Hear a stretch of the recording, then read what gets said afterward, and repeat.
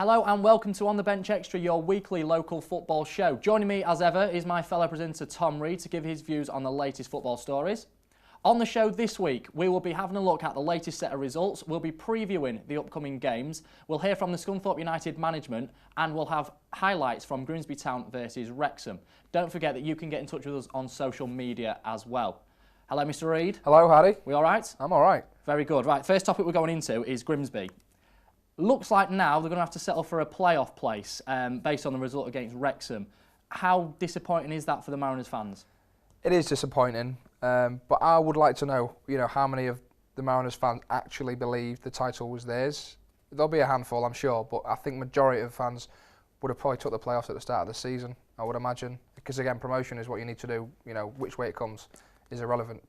But, it's still a good position to be in. Do you think that a lot of the fans that had sort of, were really, really confident and were supporting them, going to all the games, the away matches, do you think their enthusiasm might have died off a little bit now? I think so, yeah. I was talking to some friends that were at the game at Blundell Park against Wrexham, and they said the atmosphere was quite flat compared to the previous two. So I think, the boy thought, today, if we lose this game, that's it, our title's over, and obviously that was the case. How crucial is form going into the playoffs then, presuming that Grimsby are going to do that? Obviously, how important is it to go on a decent run of results? I mean, the playoffs are a lottery. Obviously, it comes down to on the day who plays better, and obviously it's over 2 legs, so it's a bit different to a single game on points. But form, obviously, if you've got good form going into it, it can't be a bad thing. Surely, if you've got your striker scoring goals. A dilemma though is, does Paul Hurst rest some of the first team players, knowing that the playoffs are pretty much secured, or does he, stick with the first team for a bit of continuity? Yeah, it's a tough one. Again, there's advantages to doing both. Disley's hitting a bit of form, scoring some goals. So do you rest Disley now for the playoffs, or do you use him to keep his fitness, keep his sharpness, keep him scoring goals for confidence? I mean, I don't know. Especially some of the players with the older legs. Sorry, Diz. But Sorry, Diz. But Paul's got to make that decision. That's what he's paid to do. So again, if he gets it wrong, the Mariners fans are going on his back. But if he gets it right, he's the hero. It's a tricky decision, definitely. I mean, I wouldn't know how to approach it as a manager there. Do you put some players in that haven't been getting game time? I would make changes, but not wholesale changes, because obviously this team has been playing well. Let's face it, they've been on a great run. So you don't want to change too much, because that might make things worse going into the playoffs. Definitely that, yeah. And also, obviously, the Mariners are a little bit of a hoodoo and a jinx when it comes to the playoffs. We've seen it in the past couple of seasons.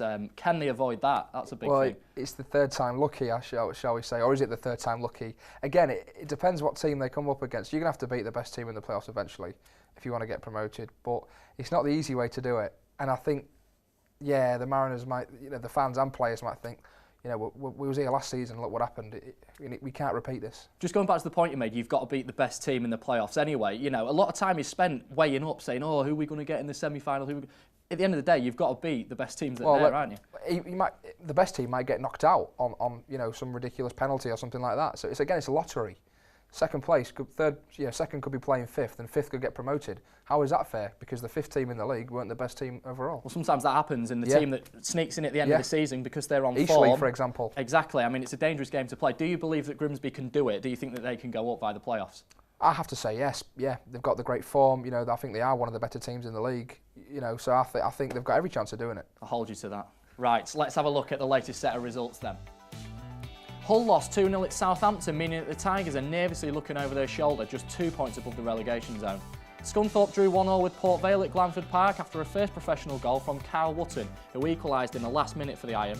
The Iron now sit in 17th and 4 points from above the relegation zone. A lacklustre performance from Grimsby saw them lose 1-0 at home to Wrexham. The setback means the Mariners are 6 points behind leaders Barnet. And lastly, North Ferriby United lost 4-1 away at Barrow, which was the village's 4th successive defeat, conceding 4 goals on each occasion. They're in 12th place with 3 games to play. Reidy, we'll start with Hull City and the Premier League. A result, I think we predicted, a tricky game away at Southampton, a long way to travel as well. Yeah. It's getting worse and worse for them, isn't it? Yeah, and it's not going to get any easier, because if you look at the fixtures they got left, okay, 4 out of the 6 are at home, but I think Liverpool and Arsenal are 2 of those. And Manchester United and Tottenham. So they're not the kindest fixtures. In fact, it's probably the last fixtures you'd want in this situation. It's not nice at all. No. Do you think the players and Steve Bruce and obviously the fans as well are looking at those games and thinking, where are we going to get the points from? Well, we've seen Crystal Palace beat Man City, we've seen Burnley beat Man City, and I think Hull have got more quality than those sides. Maybe not Palace, that's debatable, but I think Hull have got it in them to, get a result against one of these so-called bigger teams. It's just on the day, they need a bit of luck, but can they get a good performance from every player? Was that expected, the Southampton result then, would you say? Yeah, I mean, we said on the show last week, I think it'd be a 2-0 Southampton win. I think we both went for. Yeah. And, we got that. Hull are struggling to score goals in a minute. And Southampton, we said Pella, he's danger man, and he scored. So I expected that, really, yeah. And Scunthorpe United, obviously, a massive goal in midweek. At last minute, congratulations to Carl Wootton on his first professional goal. That was huge because Port Vale would have gone above them in the table if they'd have won. I was looking at the table earlier, and obviously had Port Vale won that, they would have gone above Scunthorpe in the table, and psychologically, again, you're closer to that relegation zone. And that it's more than just a point. That it's confidence, and psychologically, it's thinking, phew, we're not actually that low. And just imagine how much of a confidence boost that is for Carl Wootton. Obviously, his first professional goal in the last minute. Is he going to start the next game? Well, Matt Robbins might give him the chance to start the next game because of that. It's an absolutely huge goal. Grimsby, the 1-0 loss to Wrexham. I was at the game, and it was probably the worst Grimsby performance I've seen all season. It was very, very poor.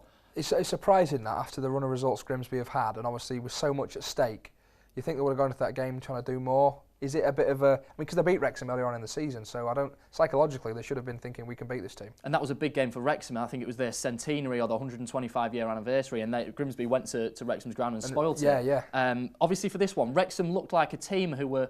obviously, they lost the manager. I don't know if the new guy's permanent, but they looked like a team that was just there just to say, we can do what we want. I suppose they've got... Yeah, you're right. There's nothing to play for. So the manager said, look, this season's a write-off now. There's no promotion, no relegation, we're fine. Just go out, just play football, just enjoy it. Just, show Grimsby that you're not here just to fulfil a fixture. You want to beat them. And, what they've done, they've destroyed the title chances. Yeah, disappointing result for Town and a disappointing performance. North Ferriby last of all.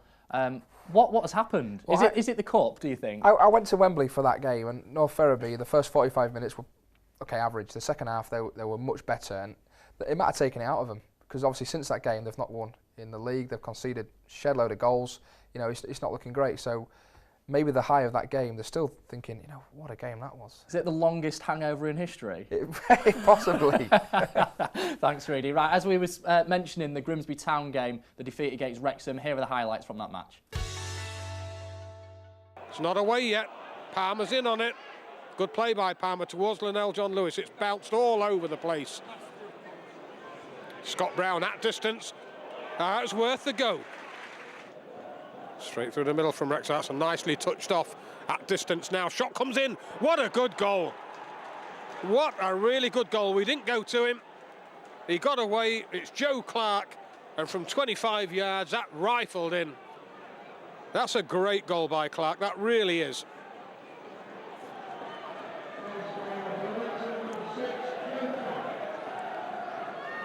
Well, a lot of hanging on in there. So not a bad looking corner. Still in there. There's a Toto blocked. Now we have another chance. Arnold. Deep to the back post. It's too deep. Poor effort in the end. Hudson gets in there. Manny Smith driven in. It's not away yet. Here's Clark again. Hammered in. Magnay gets it back. There's the ball forward. Linnell John Lewis nicely down to Palmer. Palmer's effort pokes it over the top. Flat corner. Wide of the penalty spot there by Finlay. Arnold can't get away. It's going to come straight back at his long range effort over the top. Wasn't a bad one. Stevens always rising, probably always going to be off target, but Magnay, he needs some support. They can't leave him alone out there. In comes a cross. It can't really reach, or can it? It's not away yet. Arnold is there. Look like handball. Whoa. Look like handball. Chappell clips it in. It's deep. It's to the back post. Linnell John Lewis can't get it back in. Oh, standing off it. Toto. All right, now let's clear. Disley, Pearson, Ooh, Pearson again, we're in trouble. The marking's gone. There's the ball. Oh, this is poor now. Oh, it's absolutely dreadful play. This really is poor by Town. Coughlin, well, he scooped it. Nobody attacking it. Disley is in there. Oh! All the way down the side of Disley's leg.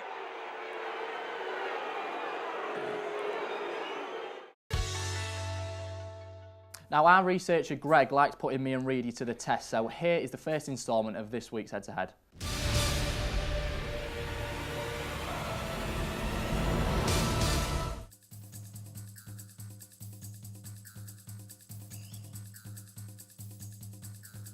McEwen, Bradwood, Hatton, Disley, Pearson, Artis, Church, Hannah, Hearn, Eldin,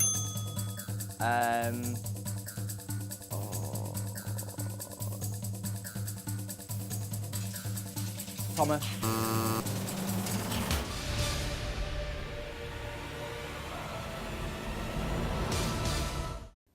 Back on form, Reidy. You did all right there, Hardy. You do well to beat that, I reckon. I will. It's a challenge, definitely. Before we go to the interval, here's this week's half-time teaser. Which two managers have had spells at both Hull City and Crystal Palace? We'll see you after the break.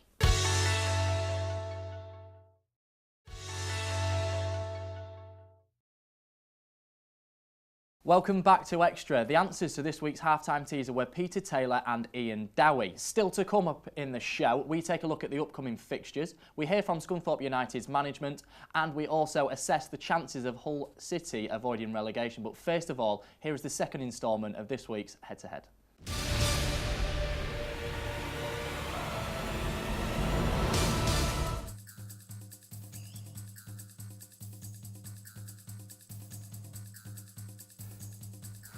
Pearson, Disley, Artis, McEwen, Bohr, North,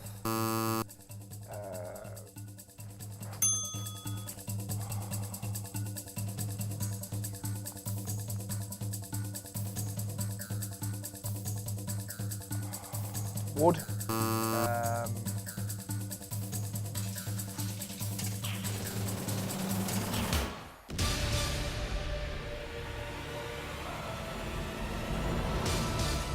Close one this week, Reidy. Football can change so much in 3 years, so yeah, memory exactly. was gone a bit. The first three answers in the first 10 seconds, I thought you were going to beat me. Right, if you were playing along at home, the answers to that were James McEwen, Gary Silk, Scott Garner, Connor Townsend, Ian Miller, Michael Coulson, Craig Disley, Frankie Artis, Andy Tharnodge, Liam Hearn and Anthony Elding.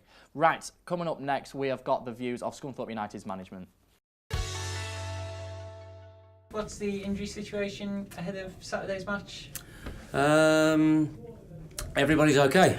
From the other day, there's no issues with anybody. Brilliant. Sam Slocum playing in the reserves match today. Good to see him back in action. Yeah, absolutely. Yeah, it's his first game for a good while.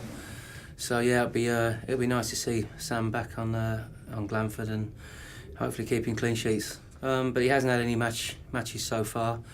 You know, so it's different. Training is completely different to the games. So it'll be good to see Sam. Dave Sayers wasn't on the bench on Tuesday. No. Was there any reason for that? He was just a little bit stiff in his groin area, Dave. With him being out for quite a while, he's going to have little reactions to different things. So it was more precautionary, really. As I say, he's just got a little bit of stiffness, but he should be okay for the weekend. Yeah. Is he likely to be on the bench? He'll be involved in the squad if his stiffness goes away. Yeah. Right, are you looking to take the momentum of that into the game? Yeah, of course. Saturday? It was a game we thought that we should have won. We had quite a few opportunities to score before Big Kyle's goal. But if you're ever going to get anything, it's always brilliant to get it in the last 30 seconds of a game. So we're obviously very, very pleased. Gaffer made really positive substitutions. And all three players that came on were parts of why we scored the goal. Connor making a little bit of movement in the penalty box to take people away. Hacks obviously fantastic cross into the box, and of course Big Kyle's first ever goal, which was brilliant, and we're all really chuffed for him. And Colchester was obviously Mark's first game when he Oslo, came in. How do you feel the team's changed between then and this match? Our team? Now? Yeah. Goodness me, yeah, it's a big change. There's been lots of comings and goings. So the group has evolved, I would say. We've got some good players. Had some good players when we first came in, and we've got some more now. They've had a couple of disappointing results. And before that, they had two good victories. So we won't be underestimating anything just because of the result the other day from the Chesterfield game. And we'll do what we normally do and set up to try and win the game. The views of Scunthorpe United there. Now, Hull City are lying in a bit of a precarious position, 2 points above the relegation zone. It's not looking good at all for them, Reidy. We've assessed it a little bit earlier on in the show, but obviously we'll go into a little bit more detail. Are Hull going to get enough points to stay up? Well, that's the concerning thing. It's not necessarily where they are now, but you look at the fixtures they've got coming up and you think, where are they going to find the points? Where are they going to get the next win? Because QPR and Leicester are finding a bit of form, getting some results. So, eventually they're going to sort of overlap, and before you know it, you're in the relegation zone. It's not a nice situation for them, obviously, relegation not being nice itself. But I don't think there's any doubt in the talent within that whole squad, as you said earlier. It's just, what has gone wrong? How do you assess it? I don't know. Injuries play a massive part as well. You can't blame injuries, but they do make a difference to the team you can put out on a Saturday afternoon. Let's face it. But it's the players that come in. Have they got the quality? Have they played in that 11 enough times to get a performance?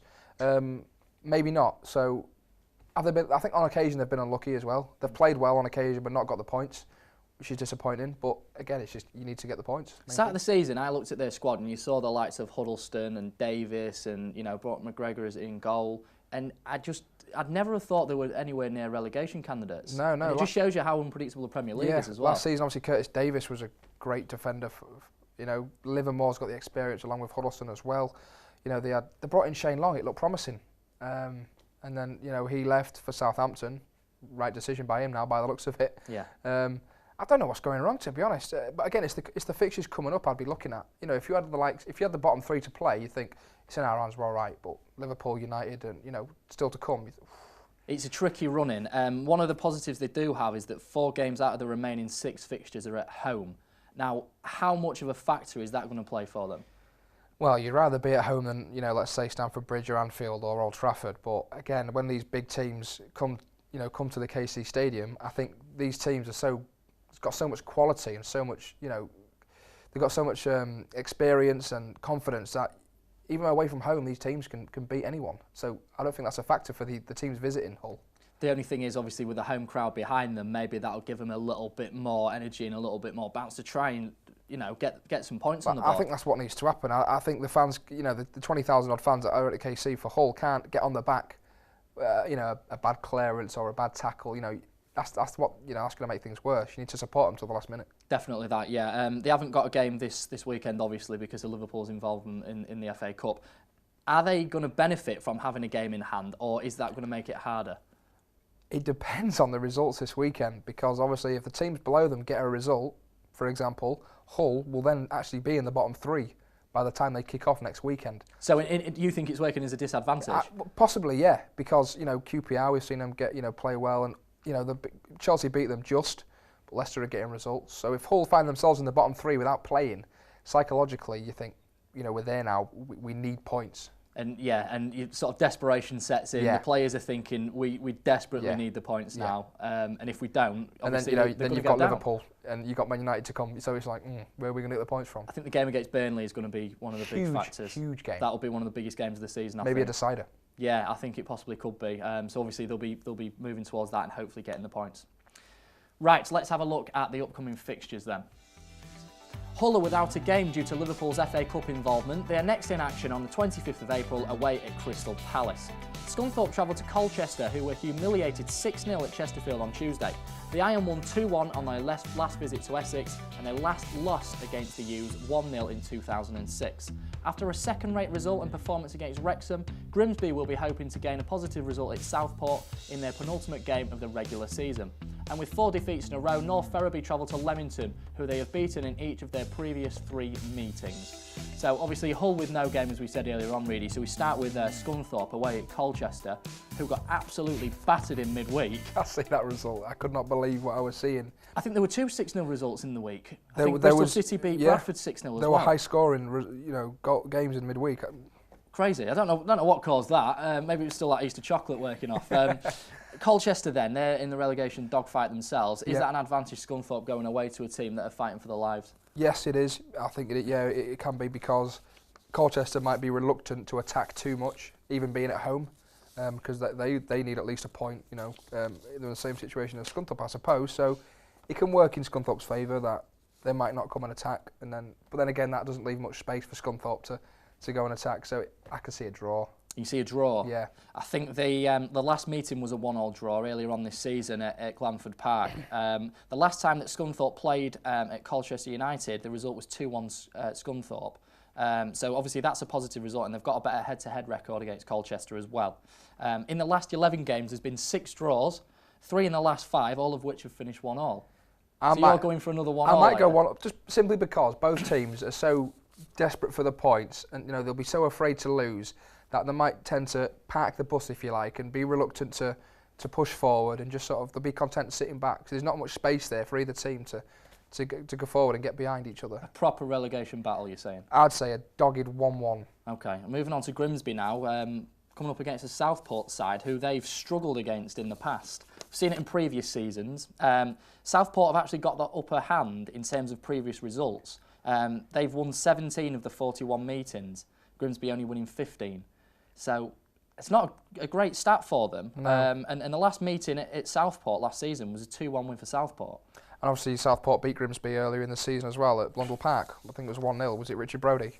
Yeah, Coming Brody. back. I think Brody got the equaliser, didn't he? I think it was a 1-0 Southport win, I think. Right. Okay. So, again, psychologically, they know they've not beaten this team this season.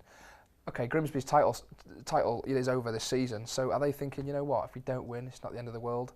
What are they looking at now? Is it 3 points, or is it, playoffs are secured, let's just play for a point? Is Brody going to score again? That's what the Grimsby fans want to know. No. You know, you're hoping not. I think there'll be uproar if he scored again. Hopefully it's not going to affect too much in terms of Grimsby's season. The last time that Grimsby won this fixture was in 2012 at Southport, so that's a long, long time ago. They'll be hoping for 3 points, as you said, probably to take a bit of form into the playoffs. Yeah. Right, thank you very much, Reidy. Unfortunately, that's all we've got time for another week. Don't forget that you can catch On the Bench, our sister programme, on Tuesday evenings. It's Rob Underwood presenting this week. That's at 8 p.m. on Estuary TV. Don't forget, you can also get in touch with us on social media as well. Facebook, Twitter and email. The details are on your screen now. Thank you very much, Tom Reed. Always a pleasure. Thank you very much, and it's goodbye from us. Cheers.